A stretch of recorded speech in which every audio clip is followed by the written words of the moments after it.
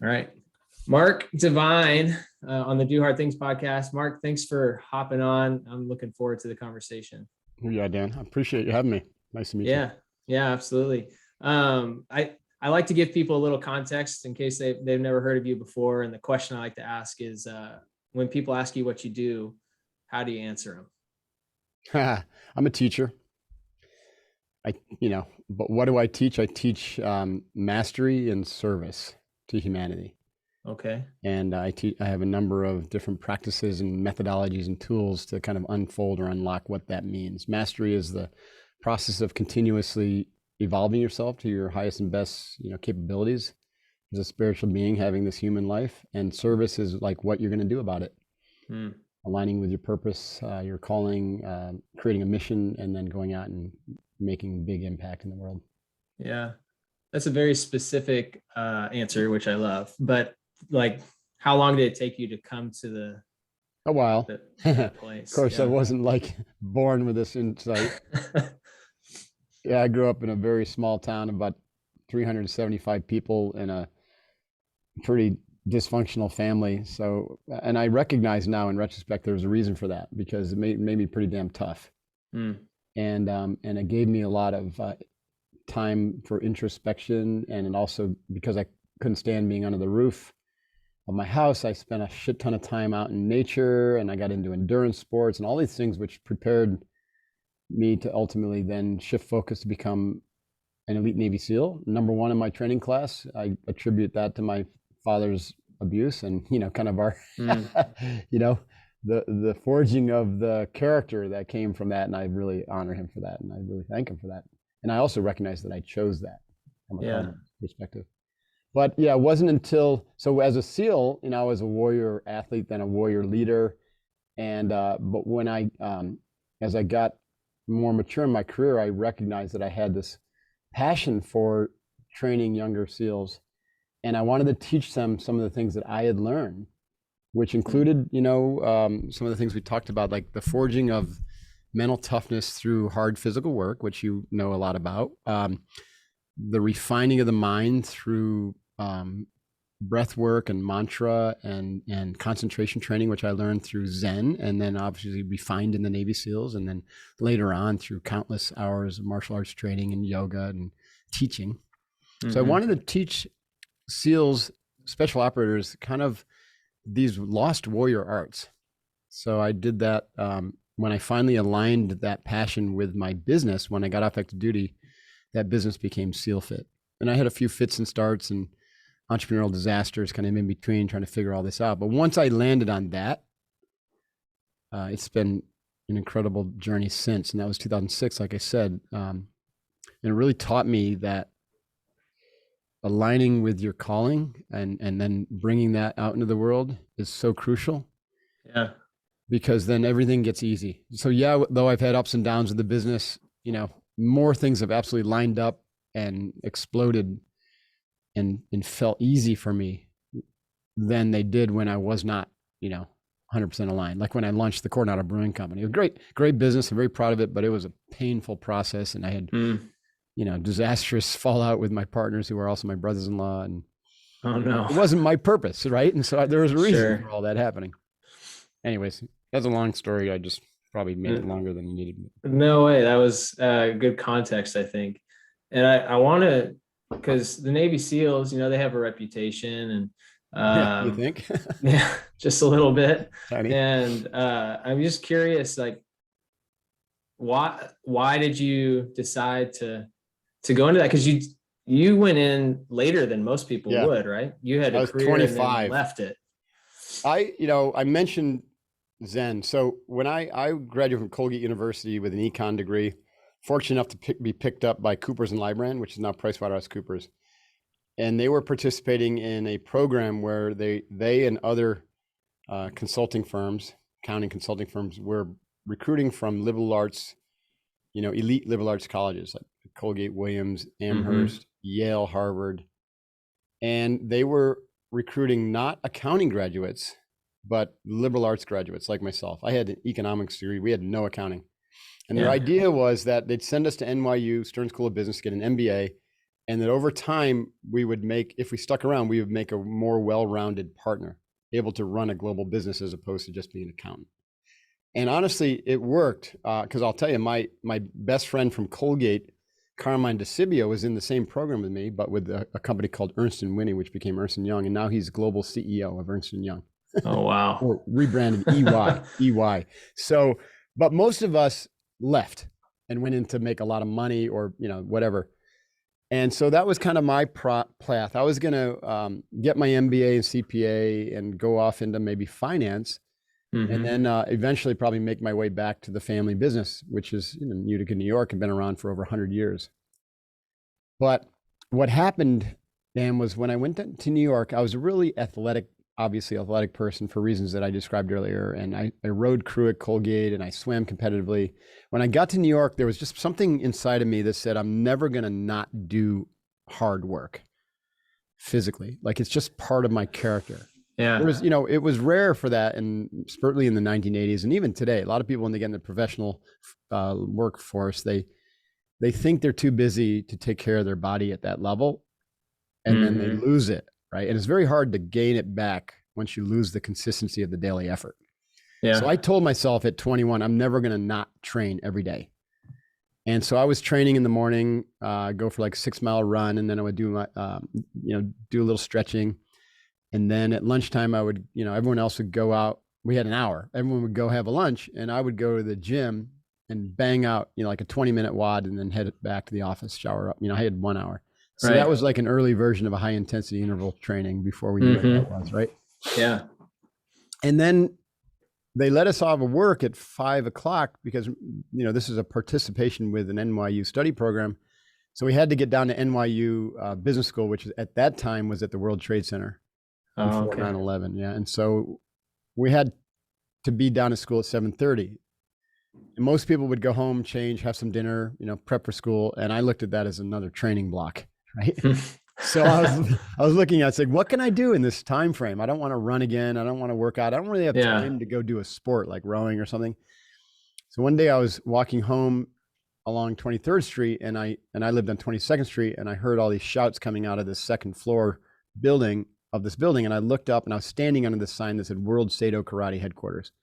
And I was like, oh, that's interesting. That's it. So I went up there and I met the grandmaster, who happened to have invented this style of karate or created it. It had several 100,000 students worldwide back then. His name was Tadashi Nakamura.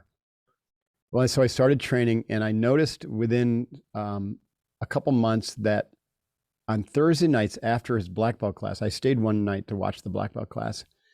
And then after that class, most black belts left, the lights went down, but a small group of students gathered in the corner, and they got these little wooden benches out, and they went into a meditation class with Nakamura. And they asked me to leave at that point, but I was like, wow, interesting. So I asked Mr. Nakamura if I could join that. I was really intrigued with that. Yeah. And I'd already started reading like Zen Mind, Beginner's Mind, and martial arts type stuff, right? Warrior stuff. And I was intrigued with that meditation. So when I learned to meditate under his tutelage, it reminded me a lot of the when I would go on these like super long, like mountain runs, which you probably do all the time on Washington, where you just go out and your pace is just not normal, right? Right. Because you're literally like running up these mountains, and then I would run down. But at the top, when you're exhausted, you have this expansive, beautiful view in this pristine environment, and I would drop into these incredible meditative states, these flow states, and have these great experiences. And so when I sat down to meditate, I was able to tap into those experiences again. And I was like, oh, this is legit, right? This is a way to get there without having to climb the mountain. Myself. Yeah. And especially in New York, I couldn't do that all the time. I lived in this jungle. So because I trusted Nakamura, because I had those early experiences, I decided to stick with it. And this is to get back to your original point. So I wasn't planning on being a Navy SEAL. In fact, my father had a really, he had kind of a go to jail or join the Army moment. And so he joined the Army for 2 years, 11th Airborne in Europe. He drove a car. He got drunk and drove his car into the fraternity house. And, which that fraternity house didn't think was a great idea. And so they Uh, filed charges, and he's standing before a judge. And the judge literally said that. It's kind of like Elvis Presley. You either go to jail or you join the army. But my dad wasn't Elvis. He was just this good looking kind of hellraiser. Oh, no. And so he had a horrible experience in the army, and he always associated with being a loser or messing up. And so I wasn't thinking I was going to join the Navy, Army, anything. But sitting on that meditation bench and doing the introspective work has a profound impact on your brain. And so my brain got quieter and quieter, and I was able to begin to examine some of the stories that I was living my life by, and I recognized that they weren't my stories. I was living a path that was kind of laid out by my family, by their expectations, by society, by my school. But I kept on getting this feeling that I was going down the wrong path. And so I started to ask better questions. And that's when I also just quite naturally took up a journaling practice, because, you got to write this stuff down. Right. Get it out of there. You got to get it out of your head. And so I started journaling, started asking different questions. That whole process took about 2 years before I literally had this epiphany that I am meant to be a warrior. And that's when the SEALs kind of revealed themselves to me. Wow. Yeah, so that was a long time coming. It sounds like a few years. And there's a lot of different ways you could go with that. Right. Like you could be a warrior in a lot of ways. You can be a warrior in a lot of ways. So it wasn't clear to me right away that I was meant to be a special operator or that I was going to join the SEALs. And you're absolutely right. In fact, I looked at different ways that I could be a warrior, to include going back and be a warrior with a family business, or staying and being a warrior as a partner at Coopers and Lybrand, now PricewaterhouseCoopers. And I even looked at flying jets. I looked at working on an oil rig. I called it trying on the uniform, and I visualized myself doing all these different things. And while I was doing that, one day I was walking home. It's funny how things happen when you walk home from work in a state of contemplation. I walked past a Navy recruiting office, and they had a poster kind of facing out toward the street, and it said, "Be someone special." And it had images of Navy SEALs doing cool shit. It didn't say anything about the SEALs. It just said, "Be someone special." And there's a guy doing free fall parachuting. There's a sniper in a hide site, and there's guys locking out of a submarine. And I'm like, "Oh shit!" What is that? That's what I want to do. Wow. It's just a random walk one day. Well, it wasn't random, I guess. There were a lot of circumstances that led up to it. That was synchronicity. Yeah. Wow. So I'm curious, last question about this part of it. When you made that transition, which for you, it wasn't out of nowhere, but probably for a lot of people who knew you, it seemed like what just happened, right? What were those conversations like? What did people say? Were they encouraging you to pursue it? Or my roommates were encouraging me, because I had a lot of conversations with them, and I lived with a couple of Yale graduates who were on, in finance, and we had lots of conversations, and they knew who I was. They saw me constantly working out, constantly training, and they also saw that I was like marking time as a CPA, getting my CPA and working, and I wasn't passionate about it. So when I started talking about the SEALs, they could immediately see that was an awesome thing for me. My family, on the other hand,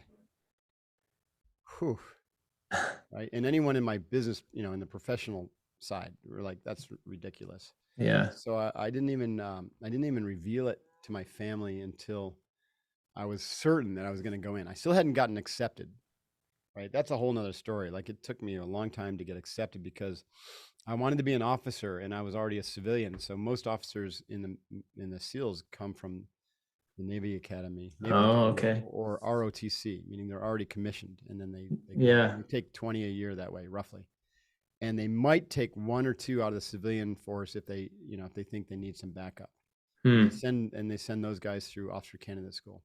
So that's the path I was going to take. So consider that 1 to, I had statistically a very, very low chance of. I don't know how many the whole pool is, but 1 to 2 is not very many, regardless. Not many, and it's significant, right? Thousands of guys want to be SEALs. So at any rate, I knew my parents would freak out, so I didn't tell them. At the same time, I still cared, like most of us do care, especially at a young age. Yeah. So when I did finally tell them I was going, they did freak out, and they were not in support whatsoever. But by then I was determined and committed, and I was going regardless. Yeah.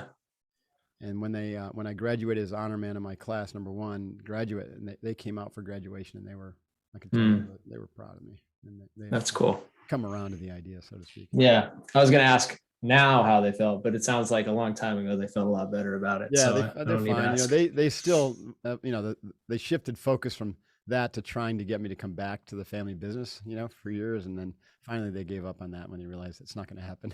Yeah. All right. Today, we'll just they're let like, him live his they life. have no idea who I am. Like they're like, how did you become an author? Like, where do these books come from? And like, I just can't even explain to them, what's happened to my mind with all the years and years of practice and training and evolution. Yeah. Wow. Well, thanks for sharing that.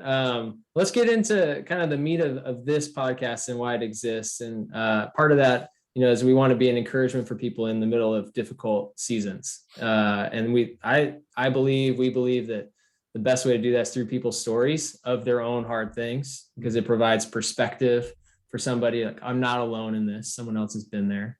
And it provides hope that like this too will end. And here's what came from it. Like, it's not just what it feels like right now. And the way we like to get at that is a singular question. And that's, what is the hardest thing in your life you wouldn't take back? I wouldn't take anything back, although I would navigate things a little bit more skillfully. But I've come to see that everything happens exactly the way it's supposed to, and that there really is no hard thing with the shift in attitude. Things happen, and there's a lesson in everything. And so you may perceive it to be hard, or you could perceive it to be a rich and rewarding experience and an opportunity for growth and necessary for your growth in order to move to the next level or to shift out of something that is not right for you, especially when it comes to like a career change or, and then you could say, well, what about ill health? And I suggest that ill health comes from patterns of living and thinking. And so it's an opportunity to look at the pattern of living and thinking, including, epigenetically, and why, patterns that, your family for generations have lived and thought have led to this circumstance or this disease or, this crisis to be in your life. So unwind all those patterns and you'll heal. You have to heal from a completely different level though, right? It's like Einstein's, you can't solve a problem from the same level that created it, but same thing, you can't heal from the same paradigm where the disease or thing was created. You have to do it from a different level. And the only way to do that is to go through the trial by fire of transforming yourself to be able to see from a new perspective and through new eyes. I've had businesses stolen from me. I had a $10 million government contract stolen from me by a company called Blackwater. And they were, there were some challenges with those experiences, but I quickly saw that they were really important to happen because I was going down the wrong path. Coronado Brewing Company got in this massive battle with my partners who are my brothers-in-law, and they haven't talked to me since, but they were unethical, and they were doing things that I didn't agree with that weren't in the interest of the shareholders. And so I was protecting the shareholders' interests, which then, led them to try to break my wife and I up, ended up breaking their parents up because my father-in-law was a Marine, and he saw that I was doing the right thing, even if it wasn't in the interest of my partners, Yeah.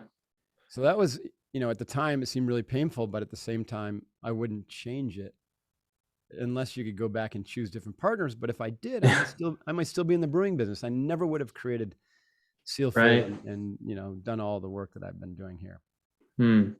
So it sounds a little bit like, speaking generally towards these difficult seasons, you're describing this shift from, and I'll use this language, a victim of your circumstances to a creator of new circumstances, almost out of the ones that are present. That's right. And also recognition that we create those circumstances that we think we're victims of. Our entire life is a creation of our mind, whether you're aware of it or not. And most people are unaware of it. So the practice for me, self-awareness is all about coming to terms with this story that you've created, which is often fed to you, and you just quite unconsciously take it on. You get trained by culture if you don't train your own mind. So the first step is to recognize that and begin to unwind. You have to go through the process of negation first, then recognize that you're not that, and you're not that, and you're not that, and you're not that. And then you have to then fill in the blanks of, if not that, then what am I? So then that's the process of creation. So you go through deconstruction and negation, and then once you get to a tabula rasa or a ground zero, then you can create the new. Now you can do this simultaneously, but what happens is oftentimes the old patterns counteract the new ones you're trying to create, right? This is why that gets kind of confusing, because like you want something and you're trying to practice positive self-talk and this and that, but there's a deeply rooted pattern of fear or negativity or some other belief system that's beneath it. That's why the emotional development and shadow work is so important to unwind all that. Anyway, so that once you get to that point where you recognize that you are the creative force for everything in your life, including your body, then every day becomes an act of creation. And the more effective you get at this practice, the more spontaneous it becomes. Okay. And we call it, the Japanese have a term for that called shibumi, effortless perfection. Just spontaneously flows out of you. That's where my life has gotten in the last 5 years. It didn't take any effort whatsoever. At the same time, I have plans and I have goals and vision, but I get more done through less action and allowing things to just flow. So for all the people that are listening to this and they're like, well, that sounds really nice, but I have no idea how to get to that point. Like, how can I join you in saying that, I can create and mentally everything that exists, is coming from my mind, right? There's no outside forces acting on what is my reality. Because like I said, it sounds like a nice idea, but that's not people's experience, right? Or at least that's what they'd say. To prove it to themselves. So I'm fully in concurrence with that. You have to be your own study of n=1. You have to be your own laboratory rat. Yeah. Don't trust what I say, but you practice it. So what does that look like? It means you spend time every day in contemplation, meditation, journaling, self-reflection, right? Socrates, who said that an unexamined life is not worth living. That's what he's talking about. Just blindly going through your life, just following the drumbeat of society and your family and whatever, accumulating wealth and credentials and all this, and then you get to later years and you're like, fuck, I'm still not happy. Okay, so maybe a new career or maybe a new girlfriend or wife, and you have these midlife crises, and you realize that's not it either.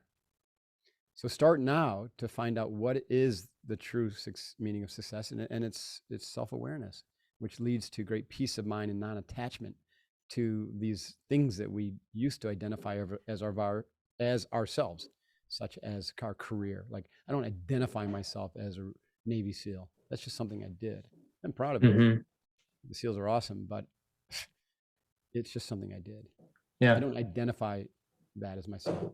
So you go through that self-awareness practice every day, and then you just grow deeper and more clear in your self-identity as something vaster than any of those roles and accomplishments. And that vastness begins to be experienced as this massively creative individual. So it's just the daily practice. Now, that practice has two aspects to it. One is effort and the other is surrender. Now, in the Western world, we have this massive bias toward effort, toward action, toward growing, building, accomplishing. And we have not learned how to spend time in the surrender, which is to be just okay with things being the way they are. Recognizing that everything is the way it is right now because it is the way it is, because you created it. So instead of always being agitated and not living in a present moment because you're not happy with things the way they are, learning to be okay with things the way they are, to be content and not to be attached to the goals and objectives and outcomes and accomplishments. just to be okay being who you are. That's the surrender. Doesn't mean you can't also work toward something better in service, growth, but don't be attached to it. Surrender to everything being just okay. And the way this is expressed in kind of like therapeutic or emotional development work is the Western model is I've got to fix myself. So you're always striving to fix yourself. Endless therapy, endless trainings, and courses and self-development. Whereas the Eastern model is just be okay with what is right now. Like Eckhart Tolle, be here now. The power of now. It's okay. Everything is the way it is because it is, because you created it. So be okay with it. But at the same time, it doesn't mean you can't, like I said, you can't also work toward a different future, but be okay with what's here now. So that effort and surrender go hand in hand or hand in glove. And this is represented in the Eastern yin yang symbol. Yang meaning effort and yin meaning surrender or acceptance. The masculine and the feminine principle. And most guys think, well, I don't want to be feminine, but you're missing the point there. It's not, it's the feminine principle, which is acceptance. And the masculine principle is work or effort, right? And we're great at that. So men need to learn more of the acceptance and the surrender to the now and what is, and women need to learn to be more forceful. And those are really important to rebalance both our individual lives as well as our culture and society. Yeah. I mean, there's so much that we could try to unpack there. And I think for sake of time, I'm going to let that kind of sit with people. But I want to go back to at least the story that you mentioned of, your brothers-in-law and what you guys went through. Talk about how, in the middle of the difficult season, you were able to see it as an opportunity in the midst of it. Because you're on the other side of it now and you can recognize of course, easier in retrospect. Yeah. And I'm not going to say back then. So that was 1996 that I started that business, and I ran it through 2002, and I was able to basically sell my interest to my partners because they were just a nightmare to be with, and I was trying to get away. At first, I collapsed into it, right? I was caught up in it, right? And then as I recognized that I was getting caught up into it and getting really emotional, I remembered that, wow, I wasn't this way when I was on the meditation bench every day for the 4 years before I joined the SEALs. And even during the SEALs, when I had this intense practice. But when I got off active duty and I started this business, like a lot of entrepreneurs, we get swept up in the endless task management or task orientation and relentless pressure to raise money into, this and that. Yeah. I had gotten away from my practice for a while. That for the first couple of years when all this was going on. So I said, screw it. This is part of the problem. It's not just them. It's actually me. I'm collapsing into this thing and getting drawn up in the drama. Yeah. So I went back to my practice and journaling and meditation, and I was able to get some space, some distance from it emotionally as well as kind of cognitively. And that's what allowed me to see that, hey, I was just fighting this battle that I didn't need to fight because really this business wasn't the right business for me. Yeah. I'm happy that I started it. You got the entrepreneurial experience and the chops. You can probably earn, 10 to 20x on your money by getting out of it now. Now it's a fraction of what it's worth today, but I could stay here and fight and drain a lot of emotional capital and real capital on legal fees and everything like that. Yeah.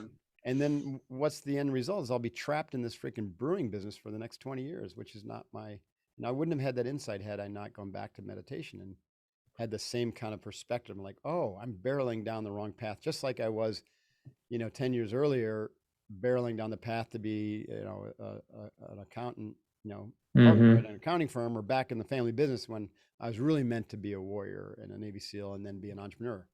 Yeah.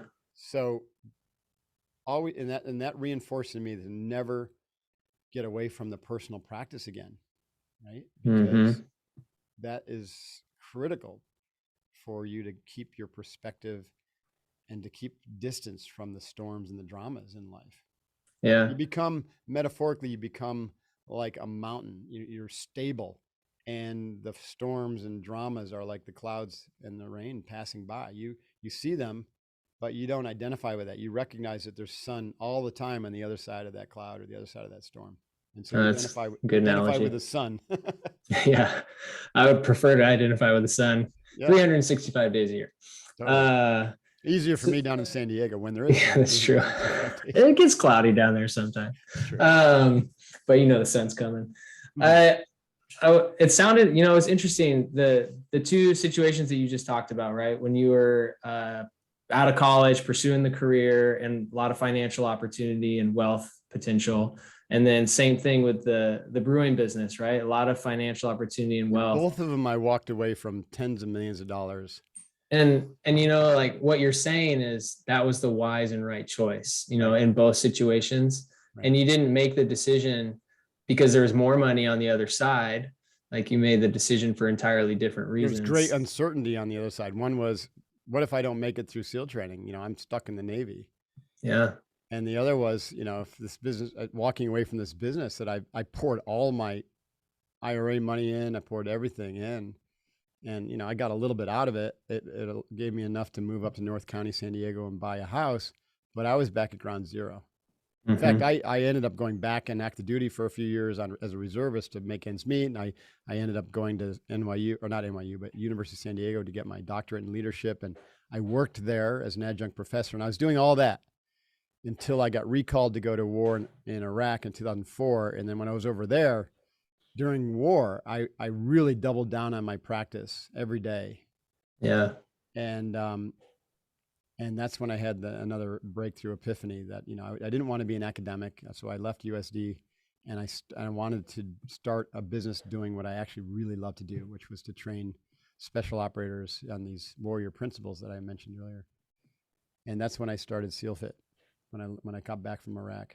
I left USD, I left the PhD program, I left the adjunct professorship. Yeah. You know, and I started SEALFIT. And it's ironic because now 20 years later, I'm back in my PhD to kind of finish that.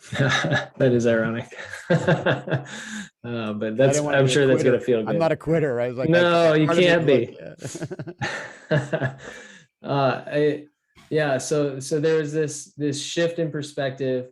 And another like theme that I'm noticing listening to you talk is in the almost like the downshift of your effort was where the purpose and realizations and awareness came from.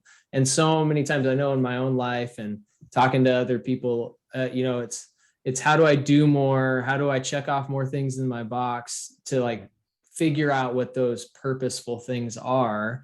Or I feel like this is my purpose, so I'm just going to like keep willing my way through it. Right. And to stop all of that effort feels anytime counterintuitive. I tried that, I ran into a brick wall.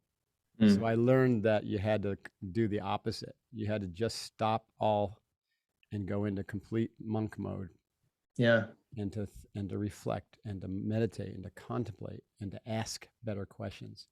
And the answers are always inside of you. They will be revealed to you, but you got to be quiet enough to listen. And that means you got to slow down. And now you don't have to so my recommendation is that you develop this skill so that it happens in real time. You know, every day you kind of have this effort and then you surrender, meaning you take time in a morning ritual and an evening ritual to reflect and ask questions. How'd it go? Am I on track? Is this still my purpose? So you do this refinement in real time, as opposed to like wait until you hit a wall or the crisis comes or the disease shows up, or, you know what I mean? Yeah. Why do the healthy thing only when it's like that's right demanded of you? Having said that, it's effective, right? You get a disease like cancer and you're forced to stop and reflect on your life and change your habits and your beliefs and behaviors. And some people think that's the best thing to happen, but it's a painful way to go. Yeah. When you could literally just start a self-awareness practice and using skillful means of first de-stressing your body with breathing practice, and then learning how to concentrate your mind and develop mental power, and then developing metacognition and mindful awareness so that you can begin to think about your thinking and make better choices. And then from there, you develop the ability to just touch base with that inner sight, the insight, so that you have these answers at your disposal when you ask. Yeah. So in that difficult season, it sounds like you came to the point where you realized you needed to slow down, but were there people around you who were also like, was there people giving you good advice in the process? No, this happened all through just my own self-discovery. Again, I'm very grateful for Nakamura and the Zen practice that I had, because Yeah. once you start a practice like that, you plant seeds that sometimes take years to grow. And so those seeds were planted by Nakamura, and I kept coming back to my practice. And the seals I practice in a different way because, it's kind of like wax on, wax off. You're standing on a parachute, jump on the ramp of a C-130, you're practicing. Like I was box breathing, I was mindfully aware, I was managing my emotions, I was concentrating on my discrete tasks of, jumping out of this airplane and not killing myself. So my practice became real time during the SEALs. I didn't really have time to sit on a bench. And I learned that that's the ultimate practice, is when you get off the bench and you bring it into your daily life, and every moment is a wax on, wax off moment where you're in awareness of why you're doing things and what's happening, and you're not caught up in the drama and swept up in it. So I developed that in the SEALs even more, and then I've continued to refine that through the years. So that's been extremely valuable for me. Yeah. Yeah. The active, it's like, there's an analogy there as well of, you can look at a map, right? And kind of memorize the way you're supposed to go, and then set off on your journey. Right. Or you can like bring the map with you and have the reference points as you go. And it's going to be way more effective. Right. And it's more effective if you set 20 waypoints on your path, and every waypoint you just pause and you ask, am I going in the right direction? Yeah. And you just take some time to recover. It's like the tortoise versus the hare. Mm-hmm. As opposed to just be like, that's where I want to go. And you set off and you don't ever check your direction. And if you're 1 degree off, of course you've heard that metaphor, then you end up like 1,000 miles off from your destination. Right. Over years. Right. So, yeah. So flipping that advice question around, I mean, you've kind of been doing this, but I'm just going to ask it directly. For somebody who's in the middle of a hard season right now, what advice would you give them? Okay. So I would say, great opportunity. I love it. Right? It's an opportunity. Yeah. And guess what? There'll be more, right? Life is never, just ice cream and candy. In fact, if it were, then that would become the hard thing. Right? Yep. So recognize that we just go through these waves, sometimes things are great, sometimes things don't feel great. So learn to not be attached to when things are great, and learn to not be attached to when things aren't so great. Just recognize that it is part of life, and that there's lessons to be learned when things don't feel like they're going well. And there's there's lessons to be learned when things are going well, because then you get complacent, or then you think you've made it, and guess what? Life will be there to smack you down. And then you go through the next cycle of hard. So just to recognize it, that's normal. And this too shall pass. The rain clouds will pass, but it's not who you are.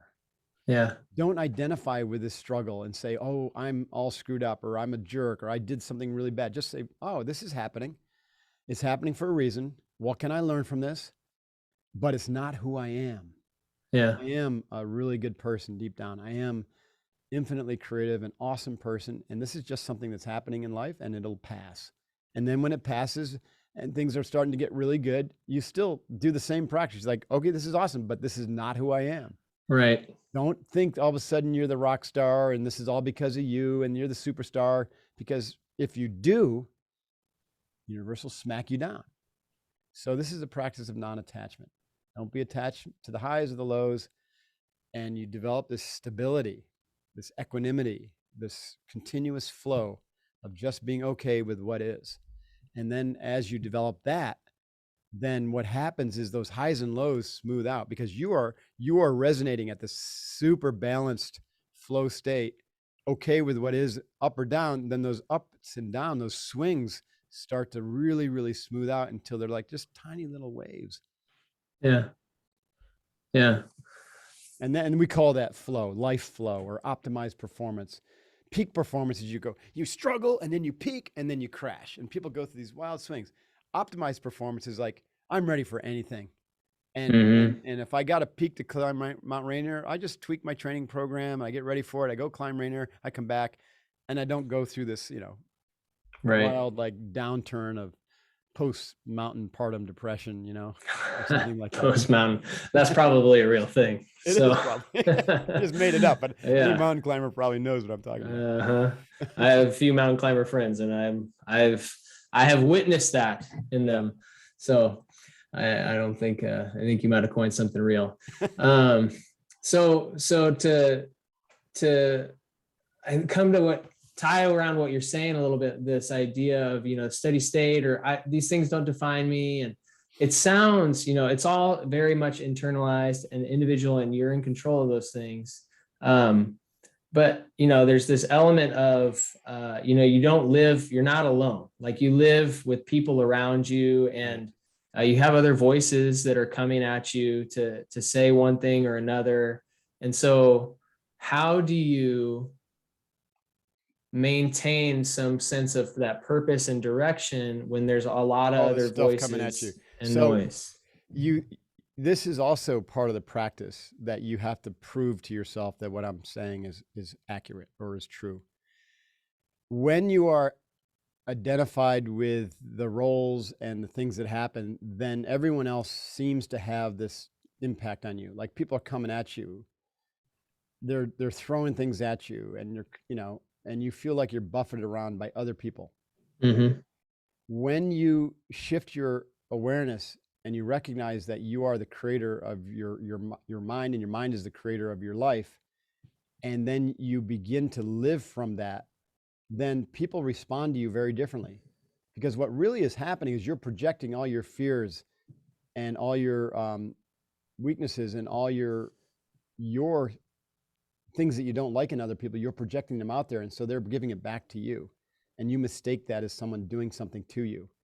And when you become more evolved than the way we're talking, where you develop this separation between your thoughts and emotions and who you know yourself to be, and you live from that place of equanimity, then you stop projecting all these fears onto other people, and then they stop giving it back to you. And suddenly you recognize that, wow, I really do create this life, and my mind can actually impact how people react to me or come at me or do not. And also you make much better decisions about who to allow into your life, what you allow them to do, and how you allow them to interact. And this is called boundaries. Also saying no to things that you shouldn't be doing, and commitments, as opposed to being codependent. There's a lot of ways you can then analyze what I'm saying from an emotional or therapeutic perspective, but it's all quite natural from a spiritual perspective. When you live from that higher sense of self, you don't allow other people to disrupt the calm, epicenter of your mind. I call that the still water that runs deep. All that stuff is just surface chop, but you live at that depth. Yeah. I love all the geographic analogies too. We're in the ocean, way down there at the mountain peaks. Well, these are experiences that are hard to describe, and so metaphors are really useful. I appreciate them, and I think most people do. We all can relate to some degree and understand the power of those things too. Those are substantial, significant things. All right, last question for you. What is a hard thing that you're in the middle of right now? Going back to get my PhD at 58, required some re-engineering of my mind, especially, I've authored like 5-6 books now, and they're like, I get to just say what's on my mind and what I've learned in my life. You can't do that in the PhD program. They don't care what you think. They want to know what other people think, and then where the gap in the knowledge is and what you're going to do about that gap. So opinion has no place in it. So I literally have had to retool how I think, and it's very good for me, but it's been challenging. Yeah. So how much do you have left? I just started. I'm in my 3rd semester. I got 4.5 years ahead of me. Oh man.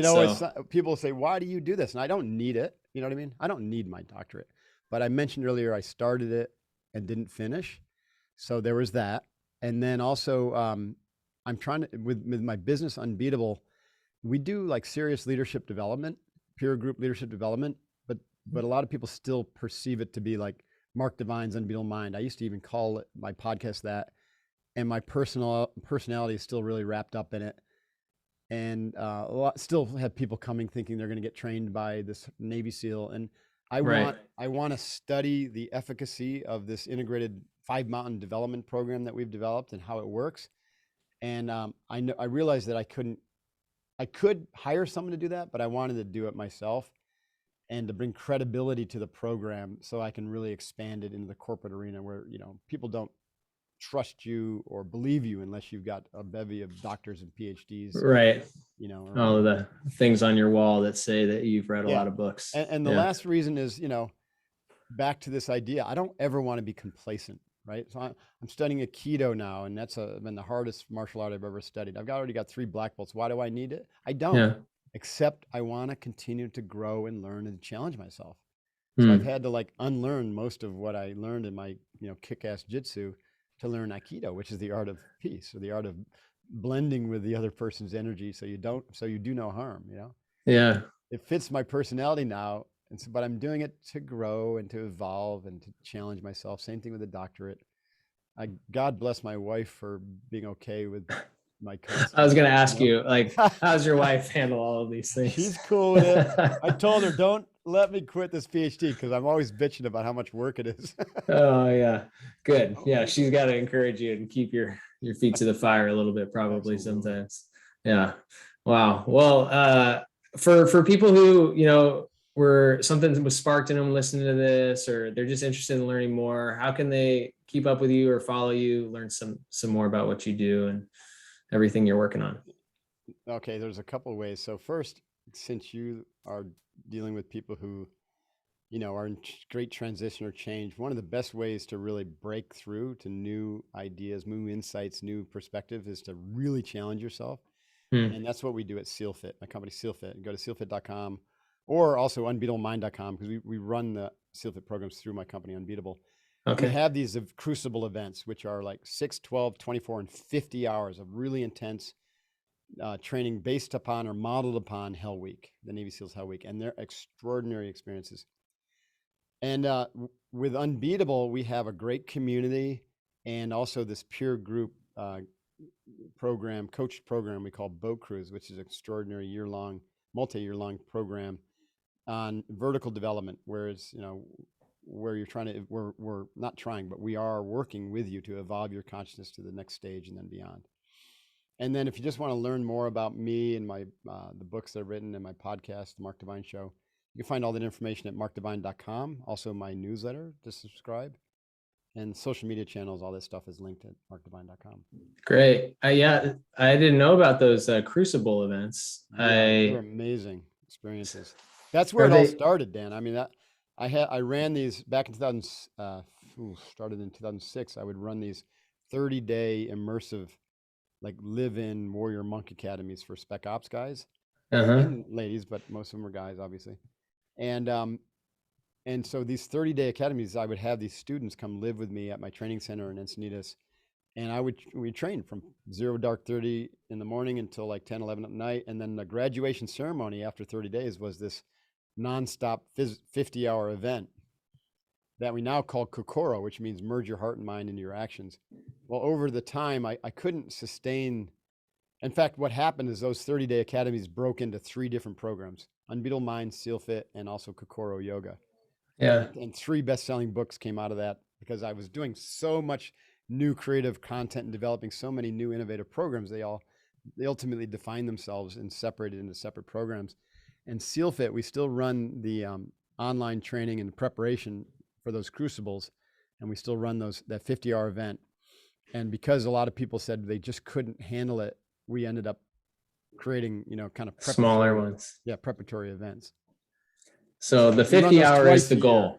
50, yeah. You don't really want to just jump into the 50-hour unless you're an elite athlete. And even if you are, it's beneficial to do either the 12 or the 24-hour so that you can learn where your gaps are, train properly for the 50. And so you can actually, in the 50-hour, like I said, it's a physical, mental, emotional, intuitional, and spiritual experience. You don't want to just gut through it as an athlete or a spec ops guy. We have a lot of people who try to that, and they do, but you learn more if you really, really come in radically prepared because you become a good teammate, Mm.